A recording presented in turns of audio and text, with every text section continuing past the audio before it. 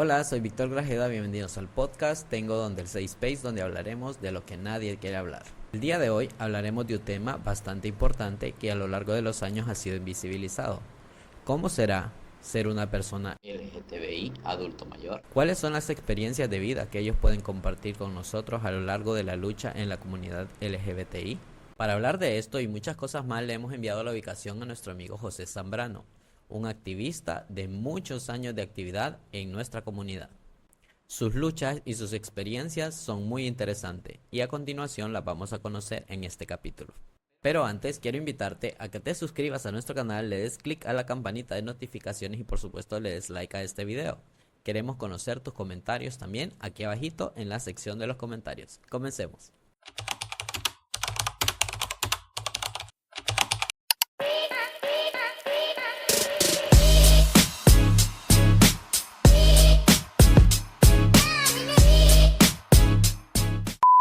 Pues bien, estamos aquí ya con José.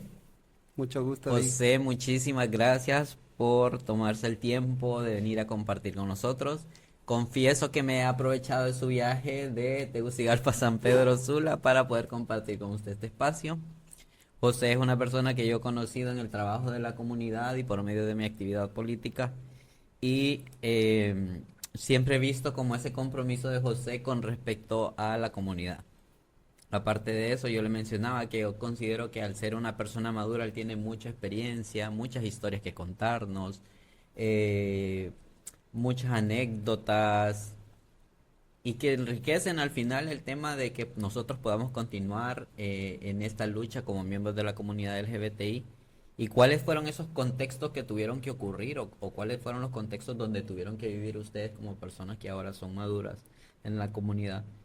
Para que nosotros tuviéramos los espacios que ahora tenemos, que tengamos las libertades de expresión que ahora tenemos.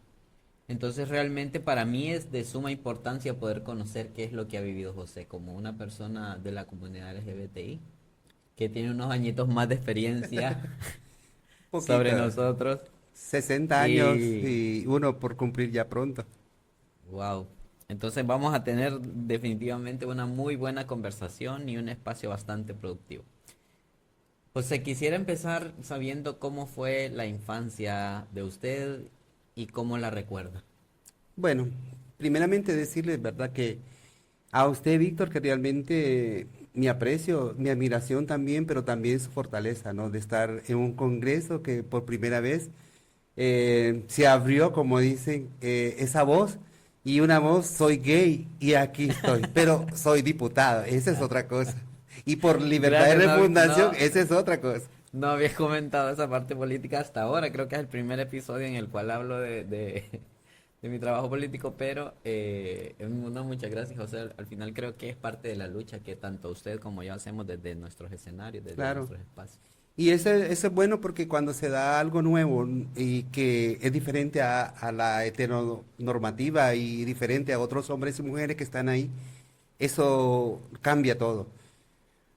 Y bueno, cuando me dice mi experiencia de niñez y adolescencia, creo que al ser y sentirme diferente, creo que uno va evolucionando y cambiando o sintiendo a medida que va creciendo. Y creo yo que la niñez me robó a mí mucha felicidad, mucha alegría y de compartir con otros y otras que no fueran mi familia.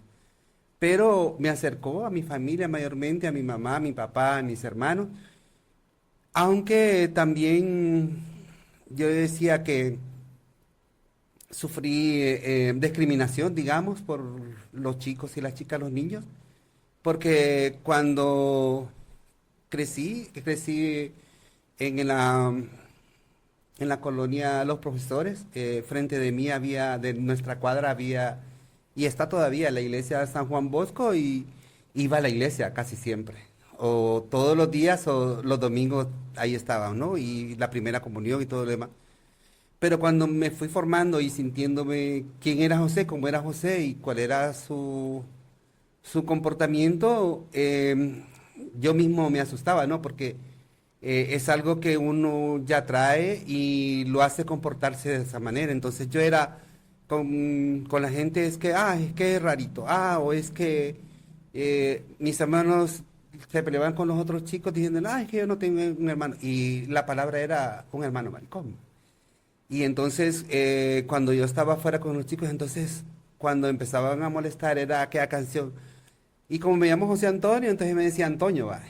Entonces, cuando lo hacían, no uno, sino todo el grupo, Toño Morroña Piña, Toño Morroña Piña. Entonces, esa canción me hacía a mí, decía, wow, y es que se están burlando de mí, que no me quieren. Y yo salía corriendo para mi casa. Y cuando mi mamá decía, no, es que, ¿y por qué venías así? ¿Qué te pasó? No, es que esos hipotes me empezaron a molestar y me estaban gritando. Y ya le decía, bueno, decía, entonces no salgas. Cuando llegaba mi papá me decía, pues no salgas, quédate aquí con tu nana. Dice, aquí nadie te va a molestar ni va a estar jodiendo por eso.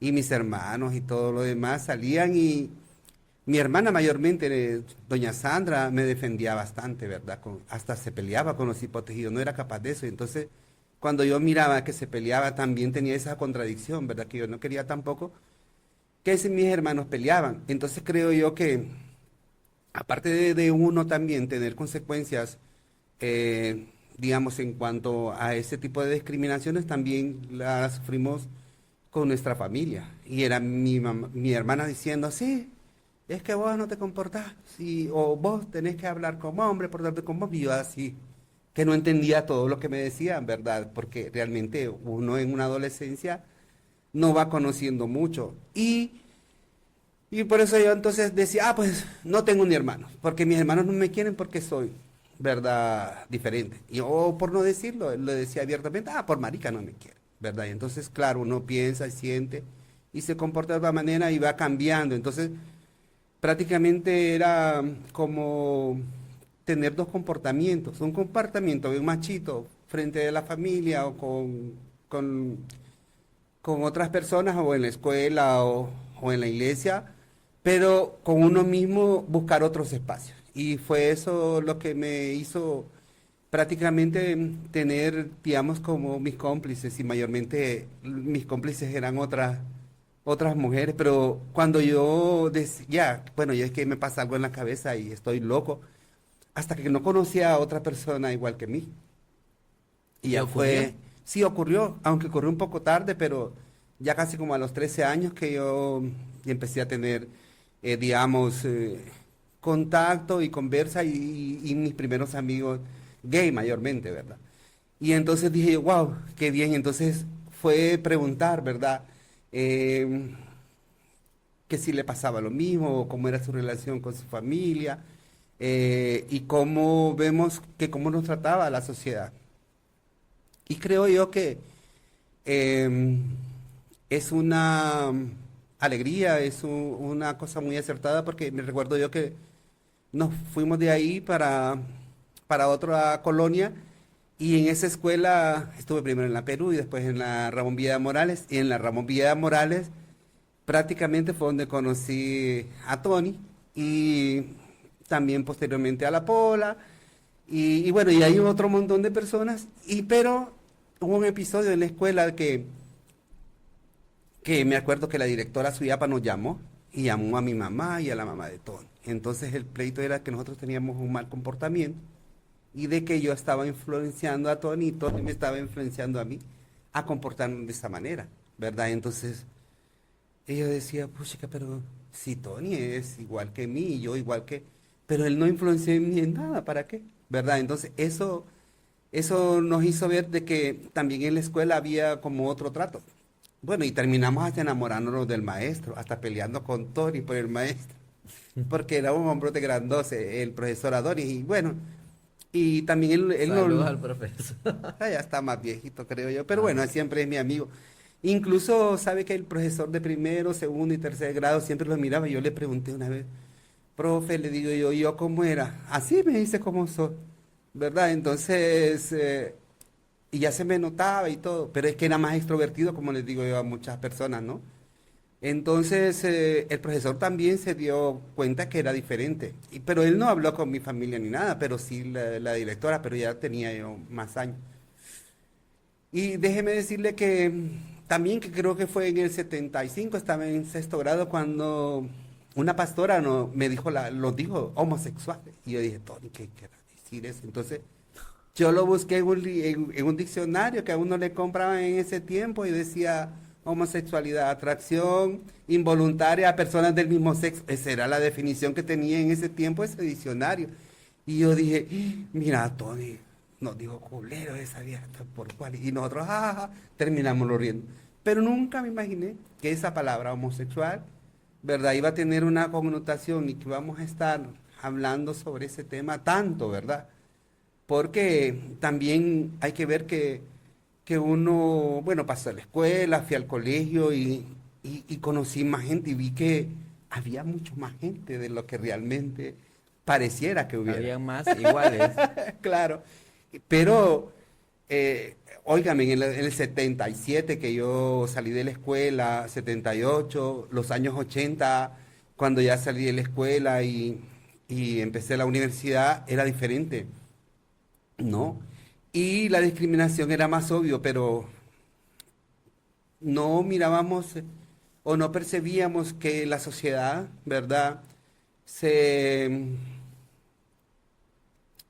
se manifestaba tanto, porque sí habían expresiones de otros, porque yo miraba estas expresiones y como Arnulfo, que no lo conocía, pero ya salía en los medios, y habían concursos también de belleza. Y yo no estaba ligado a eso, pero yo cuando los miraba en el centro, digamos, y yo miré varias veces a varios compañeros de ahí, porque tenían dueños de salón y todo, y miraba a la Violeta con su cola y pintada, pero bien bonito, mira, pero yo soy igual que ella, pero no quiero hacer así como ella, ¿verdad? Entonces, pero para imagínense que uno no tiene esa educación ni nada, y no me imaginé tampoco que un día también iba a conocer a la Violeta, ¿verdad?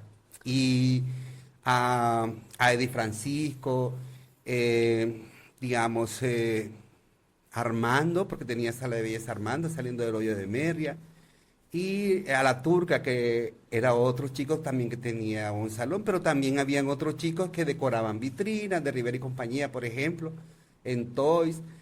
A Roberto, que lo conocí también, pero también una mamá gay estuvo en todo esto, que desgraciadamente fue asesinada también, pero se llamaba Oscar. Y le decíamos la Cuzuco, pero amigablemente, pero era como aquella cosa de que nos atendía a nosotros, nosotros prácticamente limpiábamos y aseábamos el departamento que teníamos ahí en Comayagüela, pero ella nos incluía con el otro grupo y decía, es que las demás no las quieren a ustedes, decía, porque son pobres, ¿verdad? Entonces ahí empezaba a haber alguna, ¿verdad? Y decíamos nosotros, pero ¿por qué si esa loca es mi amiga y todo?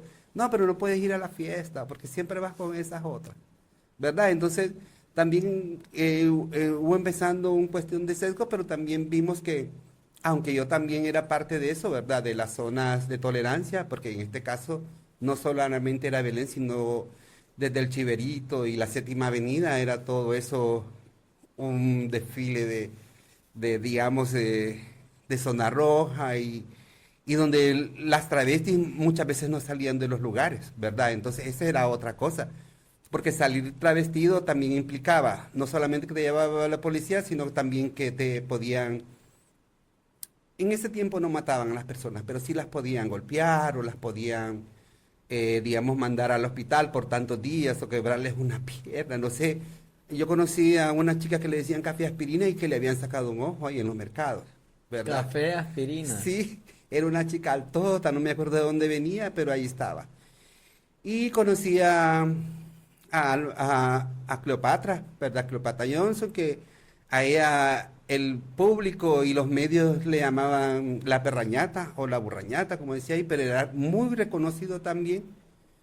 Y la, la, la Pinocho también, que era la Pinuna, otra del mercado, pues, bueno, estaba una que leía las cartas, en fin, había una variedad grande. Yo lo que digo es que las sociedades tienen doble moral, ¿verdad? Aceptan a ciertas y a otras las repudian.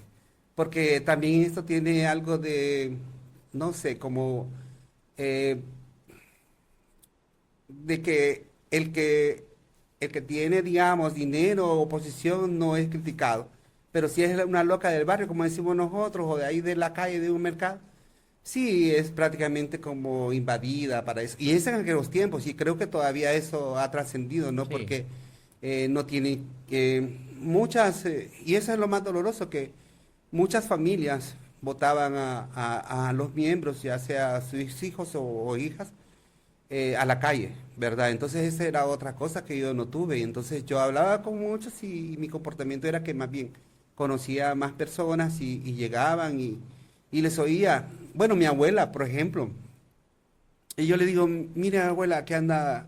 Oscar, le digo, yo fíjese que es un amigo de San Juancito que todavía vive por allá. Y le digo, fíjese que lo corrieron. ¿Y por qué lo corrieron? Ah, por culero, lo descubrieron, le digo yo, que le gustaban los hombres y lo echaron de la casa. Ah, no, le dijo, pero yo no lo voy a discriminar, le dijo, yo aquí le voy a dar posa. Y fue la primera persona gay, digamos, abiertamente que tuve como un amigo y lo tuve en la casa de mi abuelo. Wow. Interesante la historia. Sí, Me resuenan varias expresiones que compartió conmigo en ese momento, como por ejemplo, la infancia me robó mucha felicidad. claro. Porque dejé de jugar, dejé de llevarme con niños o niñas, o dejé de tener esa libertad de ir como cualquier otra persona caminando por una calle o ir a mi escuela o ir a alguna reunión, digamos, ¿verdad? Porque yo iba a la escuela, pero ya cuando yo me sentí diferente, dije yo, bueno, no calzo ahí porque me puede pasar esto, lo otro, y mejor evitaba, ¿verdad? Ir a una boda, a una fiesta o a un cumpleaños de alguien que no fuese algún amigo. Y así O sea, pasó. realmente como que prefería no ir por Y el hecho quedarme de en no, casa, sí, por no por no, exponerme. qué fuerte. Lo otro que me resonó también fue que usted decía, ay, nos dijo homosexual, ¿qué es homosexual? Y que usted leyó el diccionario, o sea, realmente no había ni siquiera en las noticias algo, o sea, ese acceso a información, o sea, que usted realmente se sentía diferente, pero no existía como esa línea de saber, ah, soy esto porque se llama así o porque es mi orientación sexual, o sea, era completamente inexistente algún contexto educativo o algo donde usted pudo haber visto esto es un homosexual. Sí, no, la verdad que no, Víctor. Yo mirábamos televisión, leíamos el periódico porque en un tiempo también vendí periódicos y ahí empecé a leer, pero empecé a sentir, pero también a vivir mi vida homosexual, pero una vez conociendo, pero no había mucha diferencia en ser gay o ser en trans o ser lesbiana. Simplemente era Mira, sino diferente y que, ya. y recuerde que en ese tiempo la expresión homosexual incluía a todos y a todas. Mm. No teníamos el LGTBI, Ah, TTT, sí. nada que ver. Entonces, pero también creo que la comunidad no estaba organizada, pero también empezábamos a vernos, digamos, y eran grupos. Pero porque yo le dije que, no le he dicho eso. Cuando estábamos en entrada, estábamos con Oscar. Oscar fundó realmente él el siglo XXI, ¿verdad? Que era como un club. Entonces, ese club social era precisamente para encontrarnos y también empezar a hacer ¿Y cómo fiestas, se llamaba? siglo XXI. Entonces Ah, nosotros hicimos el Love and Kiss, que era más de los hipotes. O sea, habían varias generaciones. Habían las señoras que les decíamos nosotros, esas se reúnen para tomar té. Y entonces habían que eran las señoras de la la más comunidad de aquel señoras de aquel entonces. entonces, claro, y habían las otras que estaban digamos, un poquito más jóvenes que las otras señoras que le digo, y esas, como Oscar, era el siglo XXI. Lo más que lo hicimos nosotros y el otro era, eh, no me acuerdo en ese momento, pero sí fueron tres grupos sociales que conocimos en esa parte, pero la composición de los grupos era la diferencia. Entonces estaban, por un lado, las que tomaban té, que eran las más viejitas o las más ancianas, pero también no dejaban de ser digamos como la muñeca, que sabe que la muñeca era la que confeccionaba la banda presidencial, o sea, era de alta costura. ¿La muñeca es una chica trans No es una o señora, pero luego fue un amigo gay que confeccionaba la misma, pero le bordaba y le confeccionaba a gente de élite, por decir así, ¿verdad? Arnulfo, Alma Violeta, También en su salón de belleza que lo tuvo en el centro, ¿verdad? Y donde era la lotería en un tiempo y al frente de ahí tuvo el salón y luego frente a la junta. Entonces, donde ya llegaban gente de caché, como decimos hoy, de alta alcurnia. Pero también a la Violeta le pasó factura también esta parte, porque compró, usted ya sabe esa historia, ¿verdad? Que compró un boleto de la esposa de oficiales y ella llegó con un vestido lindísimo y le ayudamos porque eran piedrerías y era de época. Y no sé si eran como 1.000 lempiras que costaba ese boleto y cuando ella llegó, las señoras no la dejaron entrar. 1.000 lempiras, ¿en qué año? Eran como los 80, algo así. Era 83, bastante 84, dinero. claro. Pero Arnulfo no fue tan, o no era tan dejado, por eso digo, tuvimos un liderazgo mucho más antes de las organizaciones que estaban visibles, que era Violeta. Porque ella lo denunció y lo denunció como un acto de discriminación de ella de parte de las esposas de oficiales. Óigame bien, ¿verdad? En aquel tiempo y salió en el periódico. Y también peleó con esta señora que armaba los concursos de Miss Honduras, ¿verdad? Él quería participar. No, es que hacían los concursos y le decía, es que yo tengo la parte legal de poder llamar concurso Miss Honduras, señorita Miss Honduras. Y entonces Arnulfo también hacía Miss Honduras. Ah, Entonces ella le estaba prohibiendo y la creyó. Esa era Norma de Funes, creo yo, que se llamaba esta señora. Y la llamó a los juzgados varias veces. Y yo no conocía a Violeta, imagínense, ella estaba haciendo sus concursos y reinados y todo. Ya Arnulfo lo conocía cuando, sí, cuando fue a esa fiesta de la esposa de oficiales y también cuando tuvieron en el Castaway, frente al aeropuerto, el concurso de Reina de Reinas, o sea, de 77, 80 a, a 95 hubo 5 concursos de Miss Honduras. Y ella ganó, el concurso se llamaba Reina de Reinas y fue espectacular. Y nosotros estuvimos ahí, estuvimos haciendo unas coreografías. Y la Pola, mi amiga, llevaba la corona, que era una corona inmensa. Y bueno, ahí fueron 5 concursos, yo me acuerdo de los shows y los nombres de las personas, pero fue algo bien fabuloso, ¿verdad? Para aquel tiempo. siempre, siempre ha estado la comunidad Y detrás de los sabe cómo eventos de... decía después en el periódico, la alma violeta nunca se gasta, es rey, es coronada reina de reinas. Guau. Ahí estoy.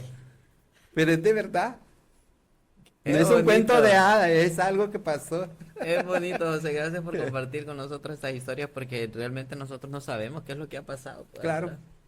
Y no Y la está bendición. documentada. Y la bendición que tenemos nosotros ahora, volviendo al tema de la información o del Ajá. acceso a la información, era como no inexistente. Y ahora con el tema de las redes sociales, o sea, por eso es que creo yo que al final ha habido como tanta libertad a la hora de expresar nuestra orientación sexual, Así nuestra es. identidad de género, porque eh, ya ahora ya lo vemos en TikTok, lo vemos en Facebook, lo vemos en YouTube.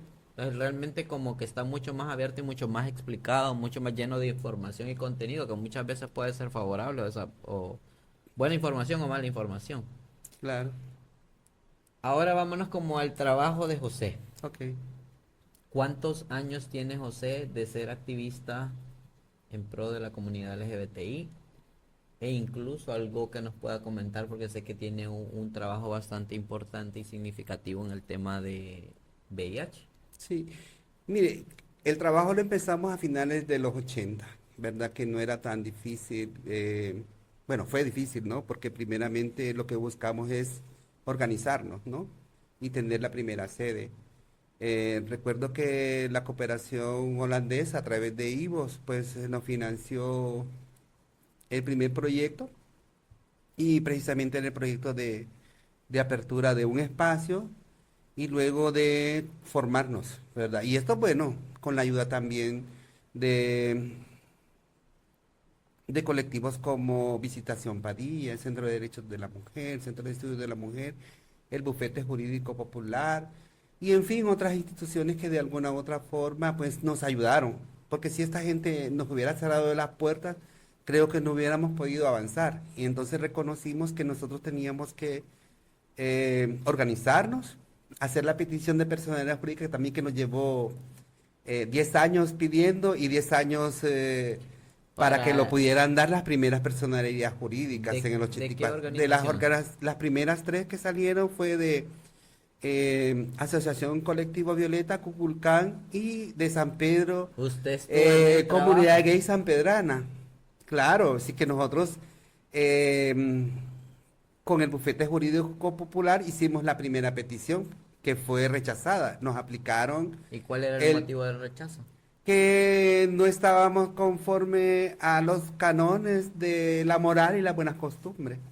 Y eso se aplica a las iglesias, no solamente a nosotros. Pero como no teníamos de expertise, no podíamos hacer ni un proceso, ni de casación, ni de ir a instancias internacionales. No pudimos, no lo hicimos, pues nos quedamos prácticamente con eso. Pero sucedió algo. La Secretaría de Salud sí se pronunció a favor de nosotros. La Secretaría de La Salud. Secretaría de Salud, y eso fue también que nosotros impulsamos el programa de ITS-VIH y empezamos a trabajar fuertemente con el trabajo de salud en el tema de prevención. Todas las organizaciones LGTBIQ más en Honduras, y creo yo que en todo el mundo también se relacionan con ese menester, porque realmente la epidemia de VIH nos unió, pero también así devastó nuestra comunidad, ¿verdad? En este sentido, porque era un problema de educación, era un problema de formación, era un problema de salud, pero también fue un problema de que se nos tildó a nosotros como se llamó la epidemia rosa, pero aquí se les olvidan que nuestro centro donde los primeros casos se dieron también fue de la enfermedad rara que comenzó en Comayagua por la base militar americana que se tuvo acá, que ahí estaba relacionada con ese tema y se habló de la flor de Vietnam y después no se pudo hablar nada, pero hay una parte que según el inicio en aquellos tiempos, eh, se habló también de un grupo de mujeres que no eran ni trabajadoras sexuales, pero eran gringueras y se las llamó las gringueras porque tenían favores con los gringos que vendían a la base, pero también ahí se vio muchos casos de compañeros que resultaron VIH positivos porque venían a Comayagua. Bueno, todo el mundo iba a Comayagua, no solo las mujeres, ¿verdad? Sino también iban compañeros trans y iban a dar ese servicio también sexual. O sea que realmente ese nombre que usted nos acaba de mencionar ahorita como enfermedad rosa Al inicio, era, en aquellos tiempos, ¿verdad? Porque era una enfermedad desconocida, no le habían puesto ni nombre y después sí le pusieron nombre y apellido como el síndrome de inmunodeficiencia adquirida, SIDA, ¿verdad? Y yo recuerdo que fue en el 85 el primer caso aquí en Honduras y entonces se dijo de dónde viene y se dijo primeramente la teoría de un odontólogo de aquí de la costa que viajaba a San Francisco, pero también en otras noticias se habló también de la base militar que ya estaba instalada en Comayagua. ok, pero todo está como muy enlazado, todo está muy enlazado a que habían visitas a Comayagua y que Sí, estaba como enlazado muy o cerca del tema de la relación con las personas que venían de Estados Unidos o de la que estaban base. en la base militar y recuerde también que en Comayagua se dieron los primeros casos de violación a niños y muchos de esos eran involucrados a soldados que pertenecían a la base militar. O sea que por eso es que se decía que el tema del VIH venía de esa Sí, línea, porque digamos. hablaron de la enfermedad rosa antes que le dijeran y le identificaran como si, incluso en Estados Unidos también no habían, digamos, como categorizado el nombre, pero sí los síntomas, ¿no? Que era una infección que atacaba el sistema Defensa. inmunológico, que se padecía neumonía, luego em, la que es la tía más pariente cercana al VIH, que es la tuberculosis y otra cosa más. Y recuerde que también se sumó a las infecciones de transmisión sexual, que eran muy pocas tocadas en ese tiempo, ¿no? Las relaciones sexuales también aquí en Honduras tienen otro tinte, ¿no? O el trabajo sexual. ¿Y por qué cree entonces que aquí en Sonseri conocí también en San Pedro, ¿no? Los comajones que decían, pero era la zona de tolerancia. Tal vez usted ni había nacido, pero ya ahí había una actividad bien grande y habían burdeles donde el dueño era parte de la comunidad y quienes prestaban los servicios ahí también eran chicas trans o habían chicos, y la comunidad llegaba ahí a los comajones Es que también. siempre ha existido este, Se habla la de Rodimiro, bueno, ¿no? el servicio sexual, ¿verdad? Como Sí, tal. Pero siempre ha sido como el más cotizado y el más vivo, el más activo. Y siempre se sataniza, o sea, y si siempre a lo largo de la historia ha existido. claro. José, hablando del tema del VIH, a mí me gustaría saber cómo vivió José ese tiempo, porque sabemos que no fue nada fácil, porque había bastante ausencia en tema de medicamentos, de cómo tratar la enfermedad como tal. Supongo que tuvieron que haber muertes de personas muy cercanas a usted o conocidas. De hecho que sí, bueno, no voy a ¿Cómo mencionar el nombre, recuerda? Sí, sí, pero no. sí de compañeros que estuvimos cerca y nos dijeron, ay, recibí mi diagnóstico de VIH y tal vez estábamos en la universidad y se dieron cuenta los compañeros, pegaron el resultado en todas las piezas porque con el doctor Manuel Sierra hicimos el primer estudio serológico de VIH y sangramos muchas personas en Tegucigalpa, luego en San Pedro, pero también estuvimos en Tela, Ceiba, Cortés y algunos casos también que se habían reportado en el sur, que eran escasos. Y luego de eso, de ese primer estudio, el primer laboratorio que se hizo para detectar el VIH, pero luego que no teníamos tratamiento, le digo yo que también entonces empujamos con la Secretaría la instalación o la apertura del departamento de ITS VIH y de ahí luego con ONUCIDA en Naciones Unidas, Médicos Sin Fronteras. La verdad que con Médicos Sin Fronteras hacíamos una labor muy humano. Porque, mira, los compañeros de la diversidad sexual no querían atenderlos. Entonces, se había abierto mi abuela en el 88, yo quedé solo y disponí de la casa y me llevé muchos compañeros a mi casa. Y prácticamente esos compañeros, para poder sobrevivir, lo que necesitaban también era cuidado, afecto y amor, pero también que los atendiera el sistema. Y el sistema no quería atenderlo. Salud, entonces lo rechazaba. Mire que un compañero, bueno, muchos que llevamos al hospital escuela o al Toras, les decían, bueno, aquí está un jabón para que lo bañen, hay que pedir el examen de VIH, o ya cuando estaba en el Toras, digamos, una vez le dio un bisturí un doctor a un compañero muy, muy conocido y querido, y para que te dé ese bisturí, para que me quitara el esmalte de las uñas. Óigame bien, y decimos nosotros, porque nos daba mucha guerra, entonces teníamos que pelear con el sistema de salud, teníamos que pelear con la sociedad, pero también teníamos que dar respuesta a aquellos compañeros que estaban muriendo en las calles, que estaban prácticamente en los parques o que estaban en un hospedaje, tenían que pagar ese hospedaje, pero prácticamente se estaban transformando, o sea, estaban muriendo y estaban muriendo en situación prácticamente deplorable y muy deshumanizada, pues por decir así. Entonces nosotros estuvimos para eso y aprendimos entonces con los proyectos que pudimos tener, aprender a cómo cambiar un paciente, ¿verdad? O cuidado a un paciente en etapa terminal y qué tipo de cuidados deberíamos de dar. Y también utilizando las medidas de autocuidado o de prevención, ¿no?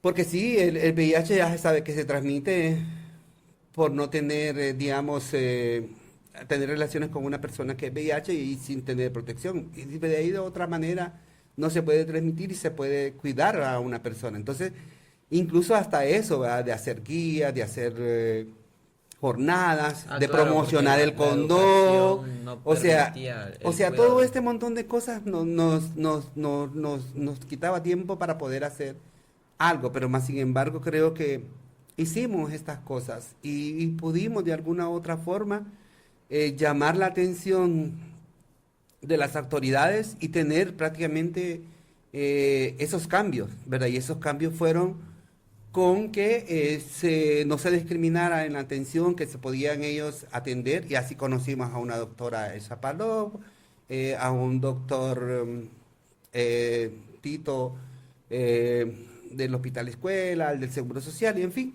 y crear los grupos de autoapoyo, y eso es lo que también quisiera compartir. Claro, Creamos claro. el grupo de autoapoyo ¿verdad? Renacer, precisamente que se convirtió después en Ampuvime, que eran las personas viviendo con VIH. Que ese era otro mundo, porque era un trabajo de intervención para poder trabajar con la gente para darle esperanza, para darle motivación, para darle cariño y amor, por ejemplo, Sí, ¿verdad? más Porque se psicólogo y sentía más. emocional, Pues sí, el ¿verdad? grupo de autoapoyo era para eso, ¿verdad? Para encontrarse, para buscar las herramientas, pero también para ver cómo teníamos la adherencia, cómo también podía evitar la reinfección.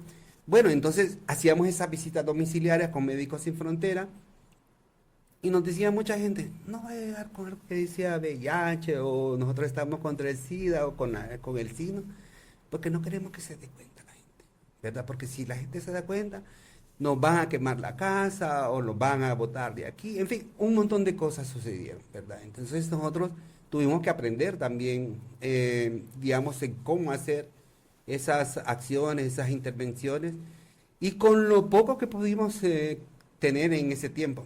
Lo gracioso de eso es que en el 2000, así como se crea el Comité de la Diversidad Sexual, que desde el 2000, también se crea SONACIDA, la Asociación Nacional de Personas Viviendo con VIH en Honduras, y los grupos de autoapoyo. Y en ese tiempo que se creó eh, eh, la, este Comité de la Diversidad Sexual, éramos prácticamente 11 organizaciones. Desgraciadamente aquí, digamos, Comunidad Gay San Pedrana prácticamente desapareció en el 2016 cuando mataron a su director. Y Colectivo Violeta se convierte en Tegucigalpa, la ACOS que éramos antes, tanto ACOS Tegucigalpa o San Pedro, en Colectivo Violeta. Entonces, eso también dio esa gracia de que ya tenían personalidad judía, ya tenían trabajo, ya tenían proyectos y programas y podíamos hacer, digamos, acciones como mucho más firmes, por decir así. Y las marchas siempre se hacían también. Y se hicieron aquí y en Tegucigalpa. Y las que se hicieron en Tegucigalpa, algunas tuvieron impacto, otras no. Y entonces, a pesar de que San Pedro Sula es la ciudad industrial y muy diferente, turística, o también que tiene un potencial de desarrollo, es muy diferente a Tegucigalpa. Porque mire que en Tegucigalpa están los tres poderes, ¿verdad? Y se puede hacer la incidencia Sí. también.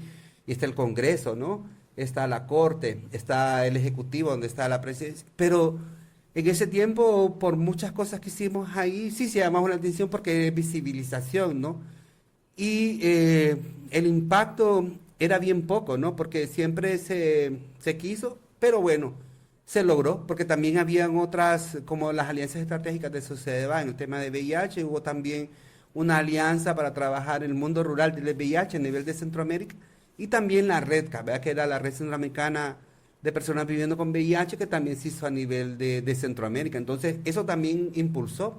Y también las redes que hicieron regionales y luego la mirada mundial. Y tanto para las personas viviendo con VIH como diversidad, también fueron creciendo y evolucionando, ¿verdad? Entonces, en Honduras habíamos quedado un poco atrasados, pero tuvimos que ir a Guatemala, a donde nos estuvimos con la primera organización que estaba. Yo recuerdo que Rubén Mayorga, que era el doctor que estaba rectorando esa organización, con Alfredo Idiáquez, que era el secretario, y yo como presidente de ACOS en Tegucigalpa, fuimos y dijimos para ver cómo se estaba trabajando. Y la verdad que estaba trabajando relacionados también con actividades que se hacían en discos gay, ¿verdad? En las pocas que había, porque en Guatemala la más famosa ha sido Pandora y otras que se abrieron, ¿verdad? Entonces, los dueños de ahí entonces estaban muy conscientes de hacer algo por la comunidad. Porque también ellos pensaban, bueno, si no hacemos nada van a desaparecer todos, ¿verdad? Entonces creo que esa lógica también la trajimos acá y el modo de entonces venir y buscar, digamos, información, aparte de información, el uso del condón, pero también la otra, ¿verdad? De ver por derecho, por ver justicia y por ver todo eso. La verdad que fue un tema bien grande, ¿no? Porque no solamente era trabajar discriminación relacionada por tu orientación sexual, identidad de género, tu expresión, sino también hacer la incidencia ciudadana, digamos, por derechos. Por eso se negó el derecho a organización y decía, bueno, dice la Constitución, ¿verdad? Y por eso es que tenemos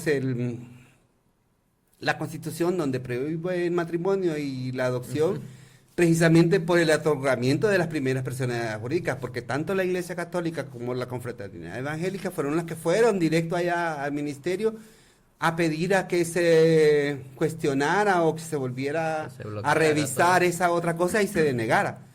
Pero nosotros siempre fuimos adelante, decimos, eso no va a funcionar, tenemos derecho y todo lo demás. Además de eso, ya teníamos la red internacional que también se hacía con otras instancias, digamos, con el ONUCIDA que estaba acá, porque aquí estuvo el ONUCIDA, desgraciadamente se fue y ahora solo tienen una oficina, digamos, en Panamá. Pero ese trabajo, Víctor, fue el que realmente generó estos cambios, ¿verdad? Claro que hay otras cosas de las que debemos de hablar y tal vez nos da tiempo para poder hacerlo, pero en ese momento sí creo yo que el liderazgo y la fortaleza que se tenía era de esa lucha, cosa que se ha perdido, ¿verdad? Entonces ahora creo yo que es más light, es más, menos agotador el trabajo que tienen quienes dirigen las organizaciones, pero creo que el reto es más grande. El reto más grande es poder tener más personas en las organizaciones, más conciencia, digamos, en la sociedad, pero también incidir en cambios más profundos, estructurales mayormente. Por ejemplo, en el tema de la ley de identidad de género, que llevamos más de 10 Casi. años en eso, y solo ha servido para que las chicas digan, y no es que no esté contento, porque la ganancia debería de ser más, no solamente que el Registro Nacional de las Personas nos cambie la imagen, ¿verdad? Porque yo antes no podía ir ni a tomarme una foto y me decía, no, el pelo para atrás, nada de pinturas, y si no tenía bigote, tiene que vivir con bigote y con barba. Sí, entonces Y no, era en serio. escandaloso, pues sí. Mira, aquí solo una persona tuvo una identidad, yo se lo digo siempre a los compañeros, y es Idania Sevilla, y ella fue asesinada también. Pero Idania Sevilla tenía una identidad, es la tercera de la que tenemos nosotros, donde la reconocían como Idania Sevilla y con sexo masculino. ¿Cómo la consiguió? No me diga, pero aquí hay cosas que se pueden conseguir. No se hace porque no se quiere y no hay voluntad política para poder, digamos, cambiar el reglamento interno del Registro Nacional de las Personas. Pero la Idania yo le decía a ella, y no estábamos en organización, yo le dije, vos sos la única mujer reconocida realmente que tenés identidad de género, le decía ella. Óigame bien, ese es viejo, y las compañeras dicen, y ¿En qué él, año fue eso? eso fue como en el 79. Pero usted, ¿qué cree? Que fue como, ok, bueno, la vamos a poner sexo femenino, No, vamos ella a debe haber ponerlo. tenido amigas ahí en el Ah, registro y ajá, la sí, a eso que iba empadronaron y como para todo. encontrar Es la lo que le razón. digo aquí, algo otras han de tener. Bueno, hay unas que ya se han casado, ahora sí, yo les digo así hipócritamente, pero tu matrimonio no vale aquí, porque es prohibido. Pero hay mujeres que se fueron a casar a Brasil, que se han ido a Ah, casar a claro, sí. Costa Rica, a México, y yo les he dicho, bueno, ¿verdad? Entonces habría que luchar con ellas para que realmente aquí se reconozca, ¿verdad? Porque es una pena también que las chicas, como en otros lugares, ya se les reconoce su identidad, porque es cierto, si yo fuera una mujer trans, digamos, y yo necesitaría, y mi expresión de género fuese, porque está bien, pero de qué le puede, digamos, molestar a un sistema, a una sociedad, o hacer estos cambios? Porque como siempre, ay, no, es que eh, se pierde la moral y que No, y Dios hasta lo nos va a criminalizan juzgar. porque en las excusas he Sí, escuchado que ay, ahora se van a cambiar de sexo para evitar hacer actos de crímenes o cosas en contra de la ley y luego, bueno, como ahora quiero zafarme de eso, me cambio de nombre, entonces voy mire, sí sucedieron a unos cambiar. casos, pero eso no se generaliza para que el No, cambio de sexo exactamente, me fuera, refiero sino ya que han habido tantas excusas, tantos aquí es el motivos, poder tantos... absoluto que Ujú. tienen, no solamente desde el evangelio o la iglesia misma, sino otros grupos que también están interesados en que eso no cambie. Además de eso, yo creo que el tema que deberíamos de hablar nosotros es que está politizado y ahí estamos mal, ¿verdad? Porque si la Convención Americana de Derechos Humanos, la misma Declaración Universal de Derechos Humanos habla de la igualdad entre hombres y mujeres y que no hay discriminación por raza, sexo y todo lo demás, hasta por pensamiento ideológico, debería de cumplirse. Entonces, estamos mal porque dicen que estos estándares internacionales de derechos humanos son aplicables en todos los países que han firmado estos convenios internacionales y según nuestras constituciones se vuelve ley y no es así. Entonces mire usted que yo les digo, tenemos una constitución de la República hipócrita y homofóbica, ¿sí? Pero el voto no se sataniza, Sí, ¿verdad? Entonces, esa es otra cosa. Entonces tenemos que ver, incluso yo recuerdo que Ana Pineda, que comenzó la Secretaría de Derechos Humanos, dijo que había que cuestionar la moral y las buenas costumbres, ¿verdad? Y también definir qué es eso, ¿verdad? Porque muchos hablan de lo que hacen otros, pero no hablan de lo que ¿qué hacen hacen ellos. ellos? José, con tantas experiencias que nos ha contado en este episodio, con todo lo que ha vivido, ¿cómo siente que ha evolucionado para mejor el tema de la comunidad? ¿O siente que ha estado como estancada y plena? ¿O siente que realmente está retrocediendo? Porque yo creo que le he escuchado tal vez unas 4 veces que me dice, y ella también murió, la asesinaron. Y Sí. ella también murió, asesinaron. O sea, ¿ha empeorado entonces la situación? ¿O cómo lo percibe el tema de la evolución desde antes, cuando usted empezó a trabajar y a hacer activismo en la comunidad, a la actualidad? Bueno, hay que diferenciar dos cosas, ¿no? Yo recuerdo cuando llegamos a donde la ministra Ana Pineda, que rectoró la Secretaría de Derechos Humanos, eran 54 casos. Hoy en día ahí está la Secretaría, ha crecido y todo. ¿Cuántos muertos tenemos en la comunidad? Más de 550. Este Sí, año ya llevamos 12. Entonces, sí, ¿cuál es la culpabilidad de estos muertos?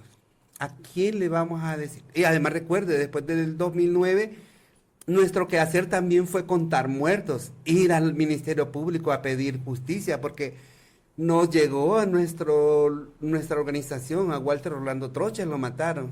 Mucho más antes habían matado a otro compañero en los mercados.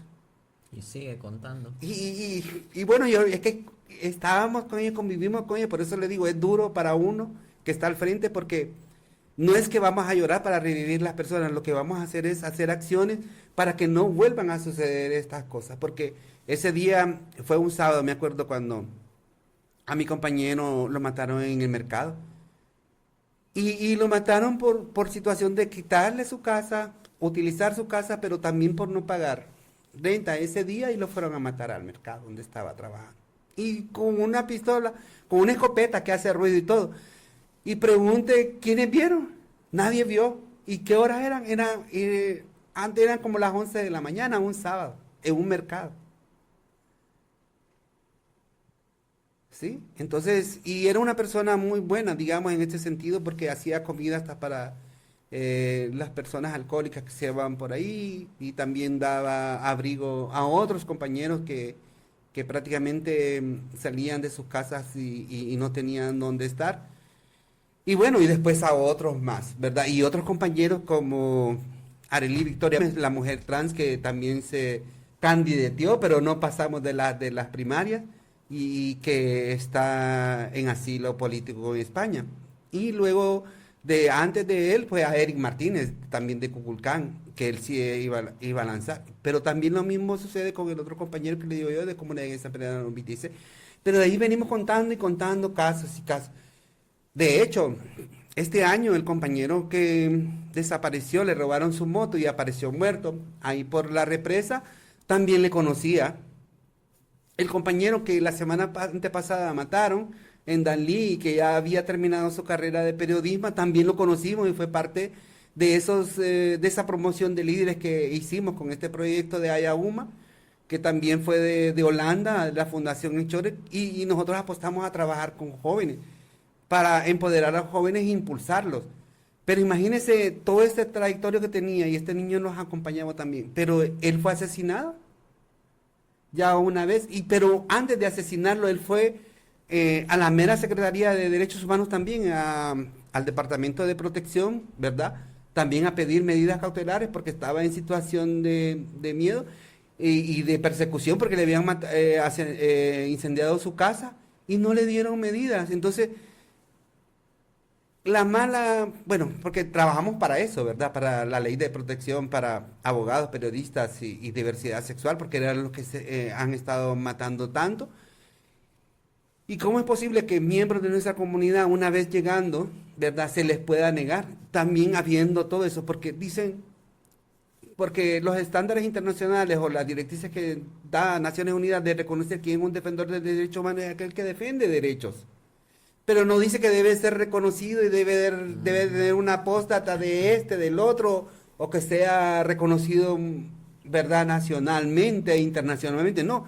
Entonces, la ley está, pero su reglamento es el que está por la porra y digamos la actuación de los funcionarios que están en este tema, ¿verdad? Entonces, no Podemos tienen decir, conciencia. Además, creo que también ahí se practica la discriminación porque la protección para, y que no está mal que se haga para diputados o para diputadas o para religiosos o y religiosas, que conste que pero yo, menos para diversidad y que conste que yo no he tenido ningún tipo de ataque o cosas así, no, amenaza. sí, sí los he Ah, tenido. pero ayuda a Pero ahí es donde yo la... quiero llegar, que Ajá. a pesar de que yo tengo un cargo público, aún dentro de la política es como clasista también. O sea, ¿qué tanto vales como para poder merecerte el hecho de contar con seguridad o no? Porque cuántas veces yo no puse la queja en el Congreso Nacional con evidencias y todo de redes sociales y ataques que había recibido y nunca hubo respuesta favorable. Porque practican esa Adiós, parte de adiós, decir, gracias, nunca me pasó si nada, yo es, espero nunca me vaya a pasar nada por estos temas, pero sí, es ahí cuando uno se da cuenta, si uno que en teoría tiene puestos de privilegio no tiene ujú. acceso a esa protección que debería ser para todos y todas, pero ni aún así, no me quiero imaginar cómo es la persona que anda por la calle y que se ve Mire, realmente Víctor, expuesta. nosotros hicimos un comunicado y mencionamos ahí que el mecanismo de protección también debe de tener, digamos, como una reflexión, en este caso, cuando tiene las solicitudes y las va a aceptar, más cuando son miembros de la diversidad sexual. Hemos estado con la comisionada de la Comisión Interamericana de Derechos Humanos que está a cargo de diversidad sexual y ha recomendado al Estado en las visitas en sitio, pero también en los casos que se han ventilado o hemos estado ventilando, que son muy puntuales, y ella ha dicho que el Estado no tiene realmente esa atención diferenciada para diversidad sexual. Entonces, desde ahí ellos deberían de decir, pero no lo hayan. Ahí andan protegiendo a Silvia Ayala o a otras. Pues por eso le digo que son diputadas o porque están aquí, están allá, y está bien. ¿Y los demás entonces? ¿Verdad? Y la Puede- protección es de carros blindados, escolta, Ujú. alarma, en fin, todo lo que dice los protocolos, pero no se hace para, digamos, para comunidad Para todos. LGTBIQ+. En ese sentido sí, y la comisionada eh, que está actualmente es la que refirió y dijo que este mecanismo de la Secretaría de Derechos Humanos debe de hacer, digamos, o crear medidas de protección precisamente diferenciadas para la comunidad LGTBIQ más en Honduras, porque nosotros llevamos el primer caso, los primeros casos, o el primer índice de muertes en diversidad sexual a nivel de Centroamérica y el segundo a nivel latinoamericano. Entonces, aquí se mata mucho la comunidad LGTBIQ más. Se Realmente asesina. entonces podría decirse que la diferencia entre antes y el después es que ahora se cuentan y ahora no tanto. Y anteriormente no Y que se tanto. investigan algunos, no todos, porque estamos en el 90,2%. Imagina, entonces creo yo que se debería de hacer como esa eh, reingeniería, digamos, en los operadores de justicia, porque son todos. Es que entre más hay, menos se hace, ¿verdad? Entonces creo yo que deberían definir el rol de cada uno y qué hacer, Y porque el que al investiga, final es investiga, eso, ¿verdad? como Entonces hay un trámite burocrático, pero no debería de ser así para defender la vida, para proteger a aquellos que se podían proteger, pero también para evitar que puedan tener actos de esta forma, ¿verdad? Que son prácticamente condenables, ¿verdad? Y que para eso se crea el Estado, ¿no? Para que pueda proteger la población. Y por eso es que muchos y muchas están tomando la decisión de abandonar el país e irse a otros lados sí. porque en otros países no van a tener problemas relacionados con discriminación por orientación sexual y identidad de género, pero también se van a sentir protegidos o protegidas en un lugar muy diferente donde no van a venir y va a llegar alguien y que le va a dar 20 puñaladas o 30 tiros o en fin, ¿verdad? Le va a quemar con todo en su casa, pero aquí han habido casos que realmente que son horrendos. Los primeros casos que vimos nosotros era que los mataban en un cementerio, les asesinaban sus órganos sexuales y los ponían en la boca. O sea, esos son mensajes terribles que uno dice, wow, ¿y le hicieron eso a alguien que conociste? ¿Y por qué se lo hicieron? ¿verdad? Y cómo dejamos que se permitan estas acciones tan macabrosas, por decir así, tan indeseables, digo yo, en cualquier sociedad, no solamente acá. Sí. José, hay una pregunta que quiero hacer, que realmente es una pregunta que no puedo dejar de hacer. Ajá. ¿Cómo es ser una persona adulta, madura, en un contexto como una persona abiertamente LGBTI? ¿Es difícil? ¿Es doblemente difícil por el contexto de ser LGBTI y de una persona madura? ¿O realmente no hay como una diferencia? Bueno, primeramente, si me lo pregunta a mí, yo diría que si hay una parte que realmente es como que vivir todos los días en la misma intensidad, porque al final estamos con fuerza en la mañana, pero ya en la tarde ya nos sentimos débiles, ¿no? O ya estamos agotados, por decir así, y hasta aquí. Y practicamos nuestras medidas de autoprotección, o sea, de ir temprano. Tal vez no vamos a acostarnos, sino que vamos a ver a nuestro gato, a nuestro perro, o hacer lo que nos gusta, o hacer tareas, o estar con la pareja. Pero también esa es la otra limitante que tenemos también con nuestras parejas, ¿verdad? Que a veces no podemos estar con las personas que queremos, porque tal vez estamos en familia, o porque tal vez el lugar que hemos tenido lo hemos perdido. Es mi caso, ¿verdad? Porque la casa en que yo tenía prácticamente abandonada. O sea, estoy, digamos, como en desplazamiento porque no puedo volver a ese lugar, ¿verdad? Ese es uno. Y lo otro es también que por cuestiones de trabajo no podemos estar juntos si yo salgo y todo. Entonces, es bonito en un sentido porque yo creo que mi relación con mi pareja de hace años también es como que si volvemos a ser novios, de vernos allá a las cansadas, ¿verdad? Entonces, pero es emocionante porque siempre estamos como hablando, aunque sea por WhatsApp o llamándonos, y que sé que nos vamos a ver en algún momento, ¿verdad? Pero como siempre fue así en esta forma, ¿no? Que nos conocimos y siempre era de, no, es que tengo que hacer esto, tengo que hacer, primero ha sido, bueno, y ya fue primero eso, dedicarle tiempo a mi madre, pues, ¿verdad? Que ya no la tengo, pero entonces me sobra tiempo para otras cosas que a mí me gustan, ¿no? Y que creo que lo aprendí de ella misma, ¿no? Que es poder ayudar a otros y a otros compañeros y hacer algo, ¿no? Que eso es satisfactorio para uno, pero el de cambiar una sociedad, el de mejorar en cuanto a la incidencia, es que debemos de hacerlo de a poco, ¿verdad? Porque he visto que en todo esto no hay una fórmula mágica, sino que debemos de organizarnos, debemos de formarnos, pero también debemos de hacer cosas concretas. Pero si a vos te gusta lo que haces y no haces daño a nadie, está bien. La cuestión es cuando nos hacemos daño a nosotros mismos o dañamos a otros, o cuando realmente no tenemos un sentido de por qué vivir. Y creo yo que sí, yo le he dado sentido a esto, ¿no? Que es poder ver, digamos, un amigo que te da gratificación, no sexual, porque tengo mis amigos también y mis amigas, que eso es fabuloso. Creer en Dios, ¿verdad? Y porque muchos dicen que no los permiten, pero más sin embargo, seguimos a una pastora y seguimos los pasos de Cristo y eso para mí es suficiente, ¿no? Sí. Y lo otro es yo que debemos de enamorarnos de nosotros mismos, de lo que hacemos también, pero apreciar a nuestra familia, como sea. Y luego de que en sociedad, creo yo que si la sociedad me conoce o reconoce que hemos hecho algún trabajo, está bien, ¿verdad? Y lo otro es que creo yo que el día al día nos debe de motivar para crear eso. Y ayer precisamente encontré a una doctora, de las que empezamos hace tiempo también, atendiendo en un centro de salud.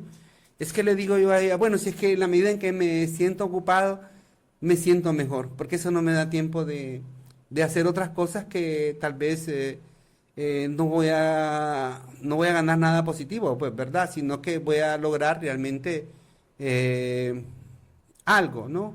Y ese algo podría ser de que incluso de escucharse, o que te escuchen, o escuchar a alguien, compartir un café, o escuchar a alguien, creo que es satisfactorio. Y eso ha pasado, porque mucha gente andamos por ahí y tal vez no tenemos tiempo para preguntarle, hola, ¿cómo estás? ¿O qué has hecho? ¿O qué estás haciendo? ¿O para dónde vas? ¿O alguien que necesita decir algo? Porque hay mucha gente que ni se da cuenta uno. Y hay muchas veces cuando los paramos en eso y le prestamos atención al compañero que tenemos al frente, nos damos cuenta de que hemos sido, digamos, aparte o apáticos a lo que la otra persona podría haberte dicho, pero no en una calle o en un bus, sino que en un lugar determinado donde podríamos respirar algo de confianza, por decir así, en cuanto a una plática. ¿Verdad? De decirte y decirte, mira, es que ha pasado esto o ha pasado lo otro, o podrían ser cosas que sean satisfactorias, pero también pueden ser cosas tristes, ¿verdad? De que una persona tiene una preocupación porque tiene un problema con una nueva enfermedad que le han descubierto. Y eso es lo que nos trae la vejez también, ¿verdad? Otros padecimientos de nuestros organismos o de crear otras necesidades también, porque uno nunca sabe.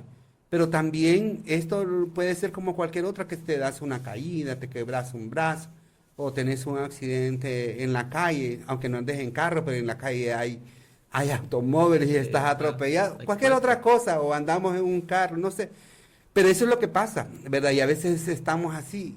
Bueno, el otro día visité a mi tía y le digo, ay tía, ya no venía, solo vine como en enero, febrero. Y le digo, lo siento mucho, pero no dejamos de hablar, ¿no? Pero el, el, el, el físico, o sea, de ir y decirle, mire tía, me acordé de usted, le traje esto y estoy y es que te vas a morir. No, si no, no le digo yo. Pero más sin embargo es que no la había visto, le digo, pero ¿qué sabe? Me dice, ay, que yo he estado bien mal. Sí, tía, yo sé, por su edad y todo, y porque tiene una enfermedad, ¿verdad? Y que es de cuidado. Y le digo, pero es que tanto usted como yo nos podemos morir, ¿verdad? Pero creo que eso es lo bonito y disfrutar de, digamos, de la comidita que ha hecho ese día, porque a mí me gusta llegar a la hora de la 12 donde mi tía, y yo sé que ella es muy linda para mí y me comprende. Ah, me dice, no viniste con aquel. No, le digo, porque no pudo, porque no estaba y todo. O sea, lo entiende y sabe. Sí. Pero eso es lo bonito, ¿ves? De que a veces lo aleja o es por cuestiones de trabajo, pero es como normal que pasa en cualquier otro. Lo que pasa es que a veces no podemos decir te quiero o te odio, también podríamos decir, pero a veces somos tan hipócritas y solo damos besos y abrazos, pero no decimos otras cosas que quisiéramos decirle a las personas. Y creo que eso nos falta como sociedad o como personas, pero también disfrutar de esos momentos que podían ser buenos o podían ser malos o podían ser momentos en que encontramos, digamos, una solución a algo que te agobia, de que podés hacer o que no has hecho. No sé, por ejemplo, yo decía, voy, no se importa que vaya a la marcha, y puede ser mi última vez que venga, una noche transgénera o una marcha, no importa, pero lo importante es ir, ¿verdad? Y acompañar la comunidad, como le he dicho a otros compañeros, y bienvenido y gracias por acompañar. José, con relación a este tema de la comunidad, Ujú. ¿se ha sentido desplazado en algún momento por el tema de que, ya José ya tiene sus años, no rinde igual? O no, porque ya ahora ya hay otros líderes, entonces ahora somos nosotros, ya José ya hizo lo que tuvo que hacer. ¿Se ha sentido así en algún momento? Bueno, no sé si llamarle desplazamiento por ellos, pero yo creo que yo siempre he estado ahí y que si me toman en cuenta o no, esa es otra cosa, pero a veces donde están ellos y donde estoy yo, podemos compartir, pero hay lugares donde no están ellos y yo puedo alzar la voz y me permiten a eso. Y yo creo que yo me he ganado esa parte de decirle, bueno, yo me considero un defensor de derechos humanos de la comunidad LGTBI y ellos están bien. Y yo siempre hablo con los líderes y estoy de acuerdo con lo que decía un compañero de aquí de San Pedro y con lo que dice algunos de que se han vuelto como cautivos, ¿verdad? Se han vuelto como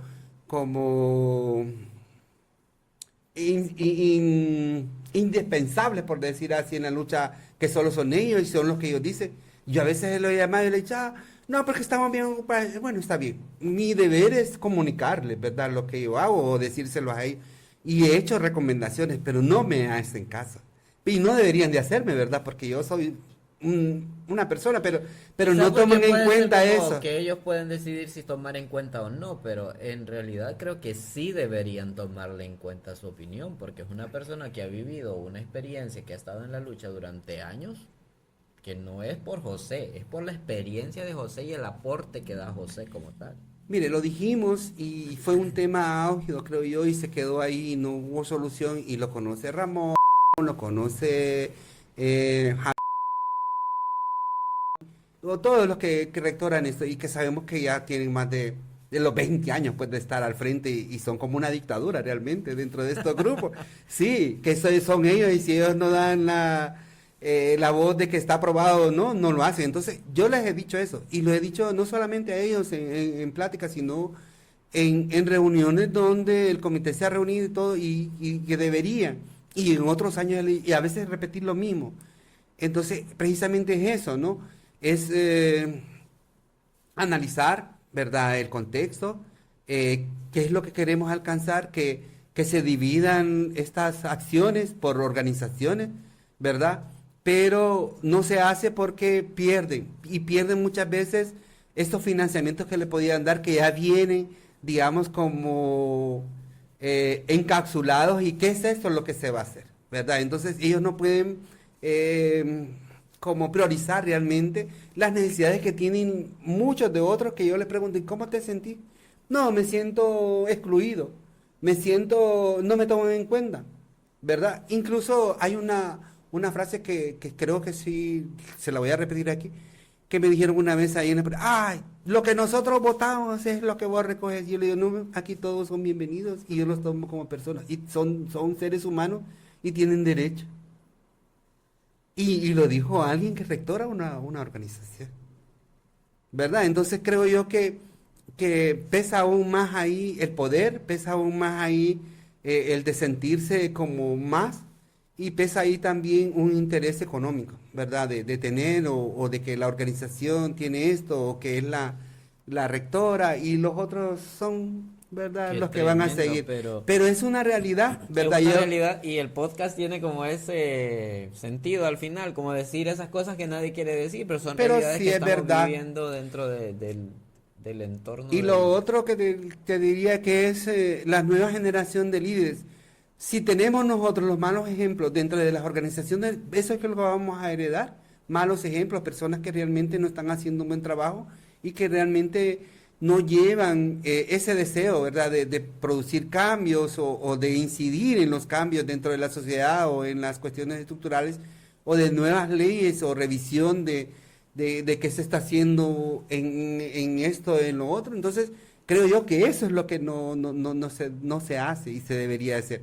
Es por eso que nosotros cuando hicimos esa formación de líderes que fue prácticamente, y le llamamos Walter Troches en honor a él, porque fue un líder que en 7 años lo descubrimos cómo era, porque era joven, pero también tenía talento, pero también tenía, digamos, un interés de poder apoyar mayormente a las chicas trans en su trabajo, a las personas que estaban en las cárceles también, viendo cómo estaban sus casos, aquellas personas que estaban prácticamente, que tuvieron un caso o tuvieron que ser ingresadas a un hospital. Entonces, eso es lo que nosotros estábamos generando, como buscar conciencia, y la conciencia se buscaba también en la problemática que se puede ver junto, pero también la problemática que vemos fuera y la que podíamos solucionar nosotros. ¿Y de qué forma? Yo creo que la mejor forma es tomar conciencia, pero también hacer acciones. Y las acciones que no es para satisfacerte a ti, sino para satisfacer realmente un deseo o una meta que en conjunto podemos hacer, porque una cosa es lo que yo quiera, lo que vos querrás, pero una cosa es que nosotros vengamos y discutamos con un grupo grande y digamos, ¿qué vamos a hacer? Si es lo que vos querés, lo que vos querés, o lo que quiere, pero todos quieren algo, pero entonces vamos a priorizar en algo que nos va a beneficiar a todos. ¿Y qué es mejor eso? ¿Verdad? Que busquemos mejores, digamos, estándares de respeto. Pero ¿cómo lo vamos a lograr eso? ¿Verdad? ¿A dónde vamos a incidir para hacer ese cambio? ¿Es en nosotros, en la familia, es en los diputados o es allá en la universidad? No sé, buscar la forma en ver. Y yo creo que las cosas que más ve y se aprende muchas veces en la calle, porque a mí me encanta, digamos, en la calle poder ver. Yo le digo a los compañeros, bueno, si aquí hablamos, si hablo con uno, y hay gente que, no, yo quiero hablar con esta, por eso. Entonces yo les digo, pero debe haber un momento en que debemos de ser tolerantes unos con otros, ¿verdad? Al final somos iguales. Y no importa que una sea vieja, una sea joven, o una que tenga, o es maestra, o la otra que no tiene nada, o tiene una chiclera, o hace trabajo sexual, no importa, yo creo que al final lo que nos debe de unir es que compartimos el mismo lugar o la misma ciudad, o porque tenemos un deseo de un momento tener un trabajo o tener un lugar donde los podamos ver, ¿verdad? O podamos pasar algún rato, ¿no? Porque incluso, como aquí ha sucedido, y sucedió en otros lados también, yo me acuerdo una vez en Cortés, una chica trans nos dijo, ay, es que estas mujeres que cuidan el parque, esas que son lesbianas, no quieren que pasemos por el parque, pero es que el parque es público y aunque sean esas policías, vos tenés derecho a caminar ahí. Entonces enseñarle a esa persona que tiene su derecho es ese y reclamar. Como lo mismo que podríamos decir con en otros momentos, aquí no ha ocurrido últimamente, pero de que había una ley de que no transitaran homosexuales por la calle ni que se llevaran ahí, que los iban a quitar y todo eso, ¿verdad? Entonces, eso crea como ordenanzas municipales que son discriminatorias, ¿verdad? O como lo dijo el alcalde de aquí, ¿verdad? Que él abrazaba más la bandera de Ofrane que la de la diversidad sexual. Esa es una ofensa también, mejor no hubiera dicho nada. Pero del grupo de él, ¿cuántos son parte de nuestra comunidad? Bastante. Entonces, esas son las cosas que te digo que muchas veces la gente lo tiene, porque, vaya, por ejemplo, cuando dicen, no, que libertad de refundación, que las palionas son las trans, y sí es cierto, y lo que dice Edras en eso, tiene todas las fotos, todas las marchas de ella, y las tiene con el compañero, ¿vos lo tenés eso? No, pero lo tienen ellos. Entonces, ves, y ahí está. Y ahí está, y siempre ha estado. Sí. José, tal cual fue como su historia y todo lo que ha vivido. ¿Siente José que realmente es ahora la persona que siempre quiso ser? ¿O siente que el contexto en el que se crió y las dificultades que pasó no le permitieron ser esa persona que deseaba ser? ¿Se siente pleno? No, en lo personal sí. Me siento bien conmigo mismo. Quisiera haber tenido, digamos, lo que no tuve de niño, por decir así. Verdad es que, bueno, yo creo que yo he pintado más a una mujer trans que a un hombre gay, pero no me dejaron ser trans. Y si hubiera sido trans, yo creo que no hubiera llegado a esta edad. Porque hay mucho prejuicio al dejarte ser vos mismo, al ser vos mismo y vos tenés que hasta negarte a vos mismo.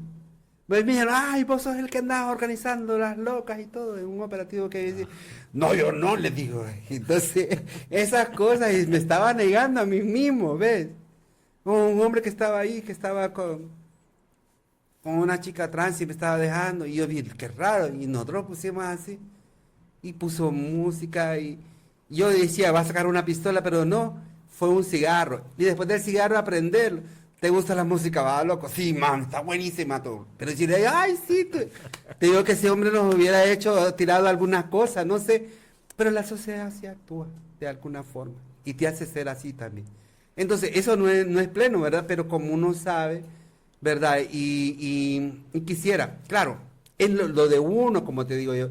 Entonces, a veces yo digo, bueno, lo mejor es ser uno mismo y tal vez no gritarlo, sino que saber dónde lo vamos a gritar, ¿verdad? O dónde vamos a decir, soy gay o disfrutado. Porque así pasamos al principio, digamos, en toda esa juventud. Si las primeras veces que me pasaron cosas fue al despegarme de mis compañeros cuando yo salí del central, digamos, y me ruedé de perito, y que fue a conseguir una violación ahí debajo del puente del Carías, y fue terrible. Y yo la guardé, pero más sin embargo no fue bueno. ¿Verdad? Pero sí recibí esos golpes de ese fusil, de ese policía militar. Y como les digo yo, no fue por amor, fue y que lo dijo el hombre, lo que quiere es pista. Bueno, ¿y por qué no dije eso? Sino que me está golpeando, me querés matar. ¿Verdad? Y pasó eso, y entonces imagínate qué cosa, ¿verdad? Y que eso a uno no le queda bien. Entonces, lo que le queda a uno es herir y decir, ustedes hicieron eso, no importa que fue en el otro tiempo. ¿Sí? Acaba de decir algo. Eh, yo pintaba más a ser una chica trans. Ujú. ¿Siente que cambió esa perspectiva de vida o su identidad como tal por el contexto social? Entonces podemos decir al final. ¿O siente realmente que fue como una parte más explorativa de su vida y siente que solo fue eso, como para explorarlo? Bueno, yo creo que, no es que, mira, ve cuando te dicen que era muy extrovertida, de que, y como dicen muchos, ay, muy, muy manita quebrada, o la voz muy marica, por decir así. O sea, muy extrovertida, pero digo yo, bueno, eso lo hice, entonces ahí fue la familia, ahí fue lo que me rodeó, pero ya después también entendí yo que así no iba a poder seguir, pero de ahí que tal vez había una censura de decir, ah, es tu comportamiento, o malas miradas, o decirte personas, ah, fíjate que yo no podía hacer esto porque esto, por lo otro. O sea, la misma persona. O cuando me decían, José, vos cuando decís si hablas, salir del closet, es que vos, no, le digo yo no estoy diciendo que salgas o que lo hagas esto, lo publiques, no, sino que cómo te sentís vos, si vos te sentís bien así, estás cómodo, pero yo le digo, si a mí me encierran en un cajón, yo me voy a sentir mal. ¿Verdad? Es lo que te digo, yo me voy a sentir así mal. Claro. Entonces, yo lo que hago entonces, en mi casa, en mi cuarto, por eso decimos, el amor entre dos hombres puede ser, o entre dos mujeres, puede ser en un cuarto reducido, en un cuarto solo, donde sea solo para vos, no para la sociedad. Pero la sociedad nos ha sacado prácticamente. ¿Por qué? Con ese desprecio, con esa discriminación y con eso de no dejarnos, porque podríamos estar muy bien aquí y no gritar ahí, soy gay, soy lesbiana o soy... ¿Ves? Sino que somos un prejuicio para allá. ¿Verdad? Pero sin más, sin embargo, en un cuarto y todo, yo estoy con mi pareja y yo, si quiero ponerme unos taconcitos, me lo puedo poner. Si me quiero poner una faldita, está bien, o una tanguita, o me puedo poner algo así, y eso me divierte. Y así lo hemos hecho con muchos compañeros. Digamos, de pasar un rato y tener como ese encuentro y ser solo nosotros, escuchar música pero ahí se te va todo. No necesariamente que te vea, pero si salimos fuera, entonces ahí es donde está el peligro, que otro o otra te van a agredir o te va a llevar una policía o te va a decir, ay, ¿verdad? Escándalo en vía pública y todo lo demás. Entonces, eso es otra cosa. Ya para finalizar, José, muchas gracias por todas y cada una de las anécdotas. Yo me di cuenta de muchas cosas que no esperé escuchar. Ay. ¿Podría compartirnos algún consejo basado en todo lo que le ha tocado vivir a estas nuevas generaciones que sea como sea, estamos en otras condiciones? Bueno, yo solamente diría que busquemos en nosotros mismos aquellas respuestas que nos asfixian y nos ahogan y que escuchemos realmente, escuchemos primero a nosotros mismos y después escuchemos a los demás, porque a veces lo que queremos es que cambien ellos, no cambiar nosotros. Entonces podemos cambiar nosotros, pero no podemos hacer cambiar a los demás. Y yo en ese sentido decía, es que yo lo entregaba todo. Te digo yo ahora, no entregas, yo entrego la mitad, ahora no quiero entregar nada, quiero quedarme con todo. ¿Ves? Porque voy a entregar mi corazón, porque voy a entregar mi deseo, porque voy a entregar mi inspiración, ¿verdad? Porque voy a entregar o dar mi vida así. ¿De qué sirve dar una vida así? ¿Verdad? Pasamos a hacer cifras, Sí, ¿verdad? O números. números. Entonces, lo que debemos de hacer entonces es nosotros ser inteligentes, reaccionar con, con positividad, digamos, en nosotros mismos de hacer esta otra parte. De que siempre es importante tener a alguien, tener la familia si es posible. Si no tenemos a la familia, busquemos una institución de la familia, que podía ser un amigo, una amiga, o una institución, no sé. Pero creo yo que también la parte espiritual o la fe también nos llena, porque no tenemos que rendirlo. Lo que nos dicen, ¿verdad? Muchos, no, no tenemos por qué arrepentir, que se arrepienten aquellos que están ofendiendo a nosotros o que a quienes nos discriminan o nos hacen mala vida, por decir así, o incitan al odio, que eso no está correcto, ¿verdad? Entonces lo que debemos de hacer es eso y buscar la paz también en nosotros mismos y ver con quienes podemos estar y que no nos enfermen o que no los, digamos, lastimen, por decir así. Porque a veces yo creo que es más fácil que te den un macanazo a que te den una palabra que te hiera y que te ponga así. A veces esas cosas son Duelen las más. que duelen, ¿verdad? Y te dejan. porque te marcan y te dicen, ay, no, es que me dijo esto, me dijo lo otro, porque yo lo pasé también, ¿verdad? Entonces dije yo, bueno, sí, que si no hubiera pasado, pero pasó y entonces, ¿qué iba a hacer? ¿Verdad? Entonces creo que es eso, y valorar si tenemos una familia, si tenemos una mamá, un papá, si tenemos un hermano, un tío, o tenemos un amigo, o seamos amigos de nosotros mismos. Y también de que hay personas alrededor que también puedan desarrollar algún tipo de confianza o algún tipo de camaradería o de complejidad en lo tuyo, ¿verdad? De poder escucharte y o escuchar, pero también ser como, ¿verdad? Eh, confidentes en cuestiones y decirle, ¿verdad? O pensar en alto en ese sentido de que, mira, yo lo que quiero es que me escuches, o yo lo que quiero es, ¿verdad? Ser tu amigo, o soy tu amigo o soy tu enemigo, ¿verdad? Sí, así sencillo y no para qué tan... Pero yo creo que sí, los tiempos en que estamos viviendo son importantes para nosotros y nosotras, y es importante también que también hagamos cambios en nosotros para hacer los cambios en la sociedad. Bien, excelente, muchas gracias, José. Gracias a ti. Gracias por compartir con nosotros este espacio. Eh, Esperemos que sea de mucho provecho haber conocido todas y cada una de las experiencias que nos contó. Y nada, pues de mi parte, pues decirle que ha sido para mí de bastante enriquecedor el hecho de escuchar estas anécdotas y todo lo que ha pasado la población y la comunidad LGBTI a lo largo del tiempo, de lo poco que nos ha compartido. Entonces con eso nos quedamos. Bueno, José. muchas gracias, Víctor, y a ti también. Agradecerte por el espacio y también a aquellos que nos van a ver en esta entrevista y decirles que aquí estamos, ¿verdad? Y ojalá tengamos oportunidad de seguirnos viendo ahí en el camino y, bueno, Que construir ambos. seguramente más de algunos se va a encontrar a José porque José es una persona muy activa y está bastante en movimiento y en actividad. Pues de mi parte solo queda invitarles a que se suscriban al canal, que le des clic a la campanita de notificaciones para que recibas la ubicación de los próximos videos. Por supuesto que le des like al video y que comentes acá abajito en la sección de los comentarios lo que opinas acerca de este tema que tocamos el día de hoy y de los próximos también. Entonces nos dejamos y nos vemos a la próxima. Yo les mando la ubicación para que se lleguen a nuestro próximo video. Hasta luego. Hasta luego y gracias, Víctor.